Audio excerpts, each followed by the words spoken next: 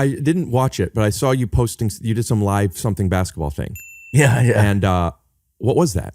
It was like, a couple of years had gone by since I got injured, and I was doing a podcast, and I talked shit about Erie, Pennsylvania, and then they put it on the news up there. They put it on local news, like the local affiliate. Did they put it out there like, we'll cut to a clip.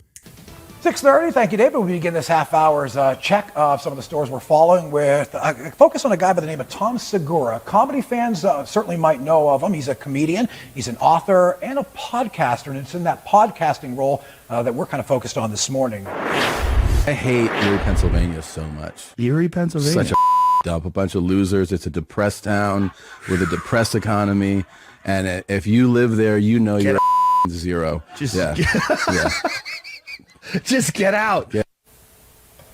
Some strong opinions he has there. I would say, for sure. And then they interviewed people, like people on the street, firemen, police officers, and the mayor. We asked Mayor Joe Schember, now that he knows how Segura feels about Erie, what would he say to Tom if he had the chance? I'd say, Tom, just spend an hour with me. Let me really show you what Erie is all about so you can appreciate it and you can tell the rest of the world about how great Erie is. And then on the newscast, when they kind of, when they come back from the piece, they were like, go to the Weatherman. So the Weatherman just made like a little quip about me. I heard for Tom, the reason he's so mad is because he wasn't voted in the top 10 of the sexiest bald men alive. That's what I'm hearing. Burn, David Walter. David Walter, you're going to get it, man.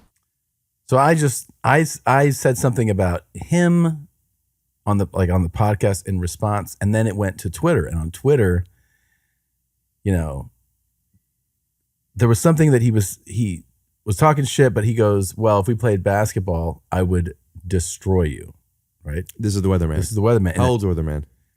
I learned that he was like 33, 34, so 10 years younger than me. So, but even when I saw that, I was like, bitch, if you want to come down to Austin, Texas and play one-on-one, I will donate $50,000 to a charity of your choice if you beat me. And I didn't know anything about him, nothing. And so, and then I was like, but you're too much of a pussy to do it. So he told me later, he's like, as soon as you said that, I was like, I knew I had to say yes.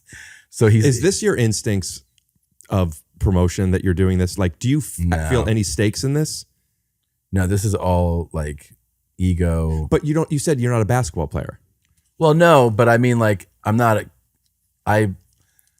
if you see me shoot a basketball, you'll be like, oh, he's played basketball before. Like, you've seen me, like, you know what I mean? Like, all right, bro. Backward. All right, so, but I'm saying, like, if you were to see me, like, move with a basketball, you're not going to be like, this guy's elite, but you'd be like, yeah, when you see someone dribble, you're like, oh, you've never played basketball. When I'm watching movies or television shows and they hire people that aren't basketball players, it drives me as nuts as when I see somebody holding a cup of coffee that I could tell is empty. It's empty. I hate it. Who do you think you're tricking? I hate it. I shot something yesterday, and they were like, do you want water in it or you just want to like mime it? I go, put water in it because I'm going to drink the water. I hate even when you're just holding it, you could see the weight. You can see it. Yeah. Well, the funny thing is, like, to go back to like when I got injured, I remembered like watching Bert that day. We were together, and I was like, "Oh, you didn't play basketball." Yeah, I was like, "Oh, you didn't play basketball." I could tell like by the way he was like dribbling and like the pull up thing. I was like, "Oh, like they do this." People who don't play when they dribble, they go like this. Yeah, exactly. Yeah. And then when they shoot, they go like, it's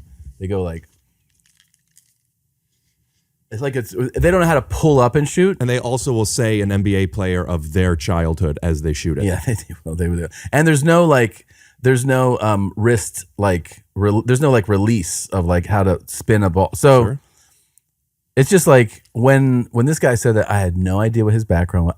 I said later, because it was so impulsive, I was like, I don't know if this guy was like some D2, like I met a number of D2, D3 players who like, yeah, they're not going to be in the league, but these dudes will fuck you up if you're like, oh, I play basketball and you've This guy played 4 years in college of like legit competitive basketball. So I was like, I have no idea what I just did. I have no idea. But he accepted the challenge. And so he came down and he was like, first of all, I Googled, how tall is this guy? Internet, immediate response, 5'7". I was like, oh, I'll have a pretty great height advantage. Like we're playing one-on-one. I'll be able to just like stand over this guy.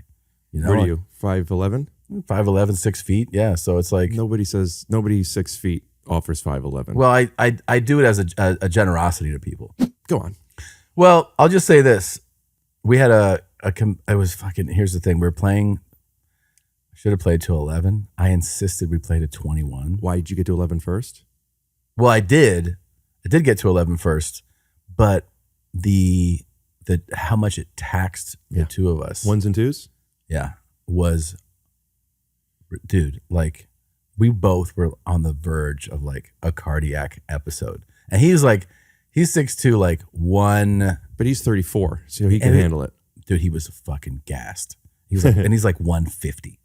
Like, did you talk shit? Did you like after you scored him? You say, "How's the weather down there, bitch?" No, there was none of that, dude. I was just. Were you lobbed up?